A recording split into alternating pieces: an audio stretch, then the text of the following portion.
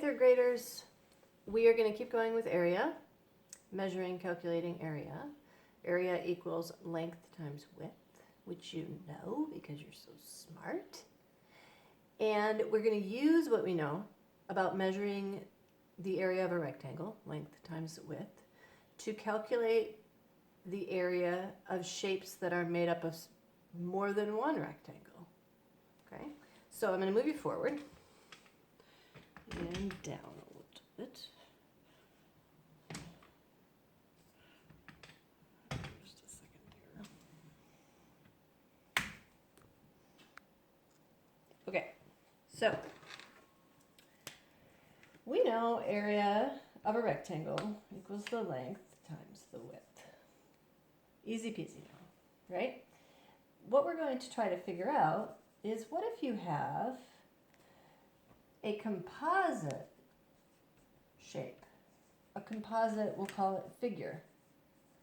Okay, the word figure means shape or illustration or drawing, and it means a figure that is made up of more than one other figure. Okay? So in this case, it would be a shape that might be made up of more than one rectangle. For instance, some people have yards that are this shape or something like that. You could have a shape like this. Okay. Oops. All right, this shape here is actually made up of two rectangles. Okay? You can turn it into two rectangles. You can do that by creating a line here, and now you have two rectangles, right? You could also have turned it into two rectangles by making a line here, and now you have two rectangles. In this way, we can calculate the area of this space. If it wasn't clear on graph paper, we can figure out the area of the space as long as you know the length of the sides. Okay? So in this case, this is 5 units. 1, 2, 3, 4, 5. This is 1, 2, 3, 4, 5, 6, 7 units. This down here is 3 units. This here is 4 units. This line here is 2 units. We need every single line has to have a measurement, and this one is 3 units. We have to know the length of every single line. Now let's calculate. Let's pretend we cut it into two rectangles this way. We have a composite figure because we have a figure made up of more than one rectangle or more than one shape. This whole figure is made up of two shapes. You have to be able to visualize that. We couldn't have made the line this way because then we would end up with shapes that were not rectangles, or just cutting it willy-nilly in half. Doesn't really work. You have to create two exact rectangles out of wherever you make the line. All right, so now with this, we have to determine, we're not going to use the 7 here for 7 units. We are going to have to distribute the 7 into these two. And we are going to have to make this 4 units, and this one's 3 units. Right? What would the length of this side be? It's going to be the same as this, right? So this is 3 units. Now we have a length and a width for each rectangle, and we can calculate the area of each rectangle, add them together, and we will know the area of this whole shape. So this rectangle is 5 by 3. So this rectangle is 5 times 3, which is length times width, plus we need the area of this rectangle, which is 4 times 3. And this is going to equal our area. We have 15 plus 12 is going to equal 17. And remember how we label our area as square units. Is this bouncing around too much? Okay. So let's try it where we're using a paper. I've grabbed something here. where we're using a board that doesn't have the units showing so that we can't count them, and we're actually going to have to visually figure out what the length of the sides would be. All right, so let's make a different shape. Let's say we have a shape.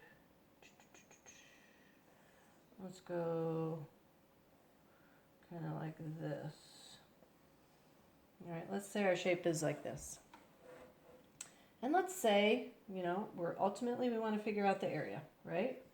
We're trying to figure out the area, the space in the center. So let's say that this is 8 units and that this is 6. All right, and then let's say we were given this length and this length was 7 units. Let's say we were given these lengths and we were given this one. There's two sides that are not labeled here, but we can figure them out. Okay, the 2 sides that are not labeled, we are not given the length for, is this side and this side. But we can figure out the lengths of those sides based on the opposite side. So, for instance, this piece right here would fit right here, right?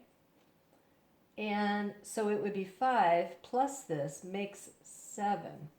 So this side must be 2 units. This length, this whole side is 8, this is 6.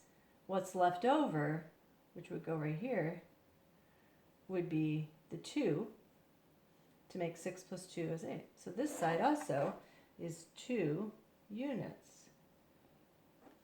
Okay, so now we have the length of each of any side that might come up, right? And let's say we want to make our composite this way so that we have 2 rectangles. We could have done it this way. We could have done it right there. I'm going to do it differently and just make it these 2. Okay? So my area is going to be, I'm going to have to figure out my length and my width of each rectangle. So my length and my width of this rectangle is going to be 6 times 5. And then this one is going to be 2 times 8. Right? So I'd have 30 plus 16. And I would end up with 46 square units. Do you see this 7 up here actually got split up and ended up being a 5 and a 2. In order to create those 2 triangles, I distributed that, right? Okay, so let's try a different type of shape. Let's try one that's a little bit more tricky.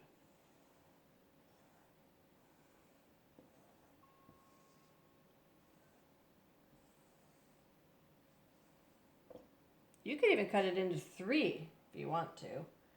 3 rectangles. It's still considered a composite shape, as long as it's more than 1 rectangle. Okay, so this composite shape, we are going to, my markers are kicking the bucket here.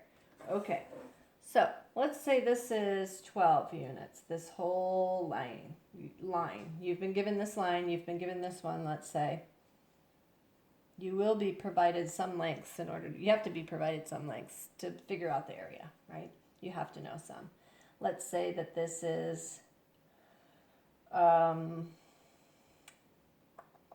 say this is 4 units, and this is 4 units, and let's say this is 7 units. Okay? So we can figure out this side, we can figure out this side, and we can figure out this side just by being given these lengths when we know that we're dealing with rectangles.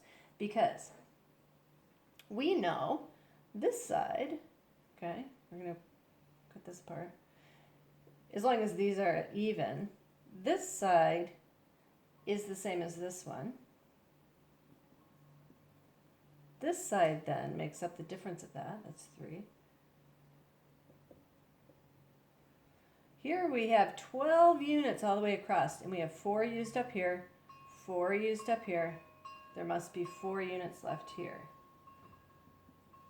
Because 4 plus 4 plus 4 makes 12. And if you have to imagine that line coming up and all those coming up, and those are the same length. Okay, so now we're ready. We can divide this into 2 rectangles. Another word for dividing a shape into smaller shapes is called decomposing. It's like you're deconstructing it. You're taking it apart. You're decomposing the shape. So if we decompose this shape, we could decompose this shape a couple of different ways.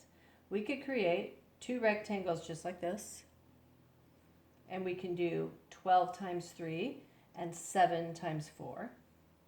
Or we could create 3, right? I could make my lines here, and I could do 3 times 4. This would end up being 10 times 4 because the 3 and the 7 go together. 10 times 4, and then 3 times 4. So if we figured those out, let's say we did this. Let's say we did this and it was 3 times 4, so this area over here is 12, right? 12 square units. This area would be 10 times 4. This would be 40 square units. This area, again, would be 12 square units. So 40 plus 12 plus 12, so 40 plus 24, 64 square units for the whole thing. Could be like a room and you're laying carpeting, okay? Or a yard and you're trying to figure out how to lay the sod for the grass, right? Let's see, if that was 64, let's see if we cut it this way if we end up with the same amount. Here's 7 times 4, 28 square units, right? 3 times 12, 36 square units.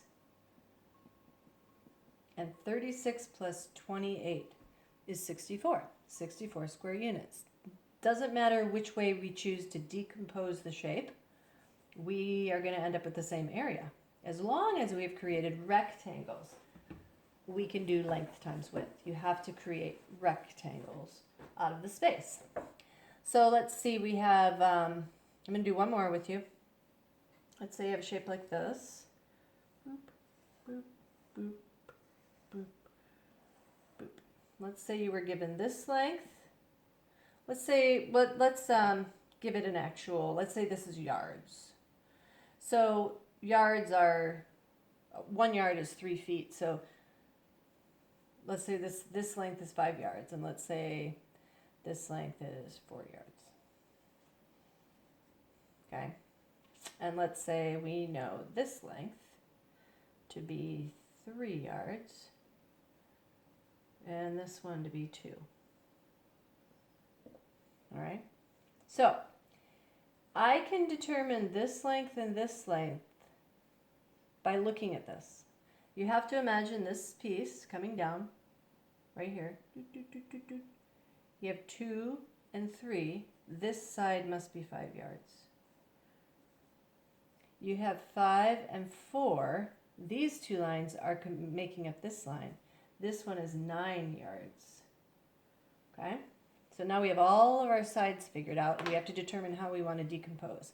I'm going to decompose this way because I see it creating problems that I know well. Okay, this one would end up being 4 times 5, which would equal 20 square units. This one is 2 times 5, easy peasy, 10 square units. 10 plus 20, 30 square units for the whole thing. All right? So you're using, it's kind of another way to use the distributive property, except your rectangles, you have to split up the shape into different rectangles in order to come up with the area. Okay. This is what you're going to do. And we're almost through with this area and perimeter stuff, and we'll get to do some problem solving with it. Okay, in your book, you're going to do, this is kind of messy, page 798 to 800, just numbers 1 through 8 though. Not a lot of questions on each page again. So this is the first question you do.